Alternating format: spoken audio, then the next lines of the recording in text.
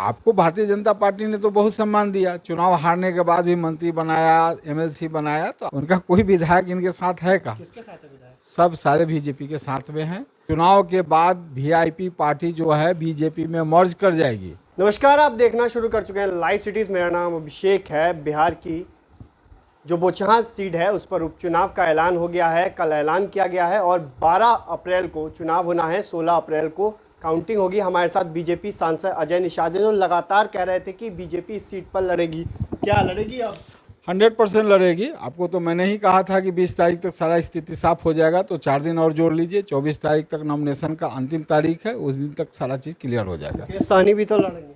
लड़ने दीजिए ना, हम भी तो इंतजार ही कर रहे हैं। इससे पहले भी तो हम लोग लड़े थे 2019 में, 4,10,000 वोट से उनका उम्मीदवार चुनाव हारा था। तो क्या फर्क है? क्या कह रहे हैं कि वो एनडीए से आउट हो गए, लेकिन अभी तक उन्हें हटाया नहीं गया। धीरे धीरे ना, धीरे धीरे झटका दिया जाता है, एक ही जगह में मतलब नहीं किया जाता, धीरे धीरे होगा। चूँकि वो चुनाव तो धीरे धीरे यूपी लड़ने गए थे ना, पहले माहौल बनाया कि भारतीय जनता पार्टी दबाव में आके हमको कुछ सीट दे दे। तो भारतीय जनता पार्टी का जो वहाँ पर यूपी में जो कद्दावर नेता थे डॉक्टर संजय निषाद जी, जिनका निषाद पार्टी था, उसके साथ गठबंधन हो चुका था। तो भारतीय जनता पार्टी ने तवज्जो इनको नहीं दिया। तो ये सोचे थे कि फर्जी भीड़, फर्जी माहौल बना के कुछ टिकट हम हासिल करके अपना व्यवसाय करके, चूँकि इनका तो राजनीति व्यवसाय है, व्यवसाय करके हम कुछ रुपया कमा देंगे। दाल नहीं गला वहाँ पे, दाल नहीं गला। तो ये बड़ी ताव से जो है कहें कि भाई 165 सीट पे मेरा उम्मीदवार लड़ेगा। मैंने आप ही के चैनल पे बोला था कि इनको 165 उम्मीदवार भी नहीं मिलेगा। वही हुआ, 102 उम्मीदवार इन्होंने बड़ी मुश्किल से खोजा।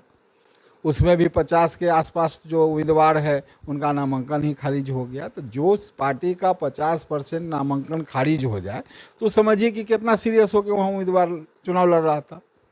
उसके बाद मैंने ये भी बोला था कि इनके मैक्सिमम उम्मीदवार का जो वोट जो है वो 4 अंक में नहीं जाएगा।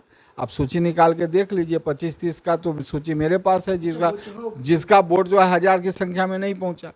तो कहीं ना कहीं आपका ध्येय था वो भारतीय जनता पार्टी का, माननीय योगीनाथ का रास्ता रोकने का था, तो वो आपसे रुका नहीं।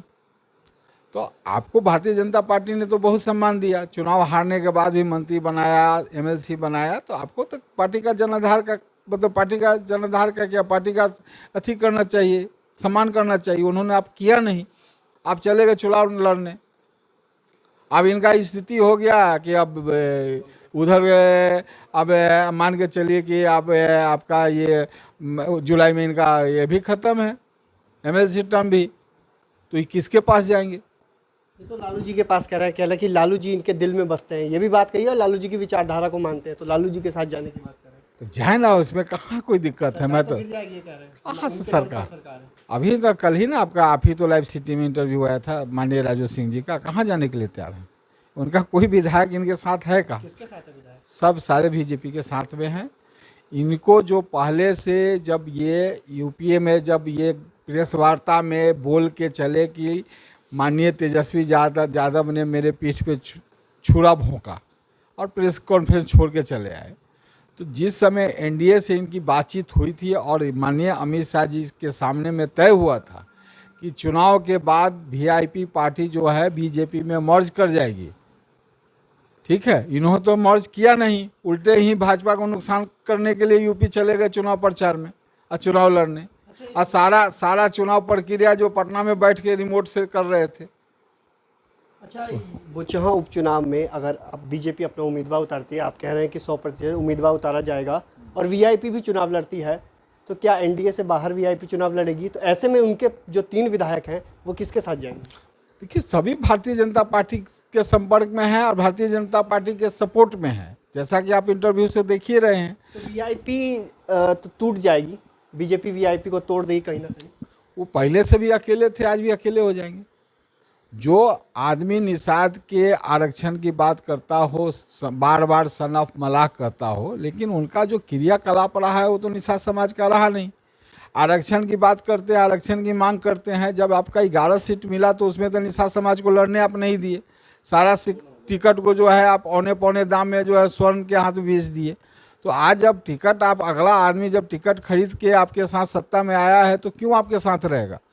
दूसरी बात है कि कोई भी इनका जीता हुआ विधायक वो एनडीए के वोट बैंक पर एनडीए के कार्यकर्ता और भारतीय जनता के कार्यकर्ता के बदौलत वो सत्ता में है।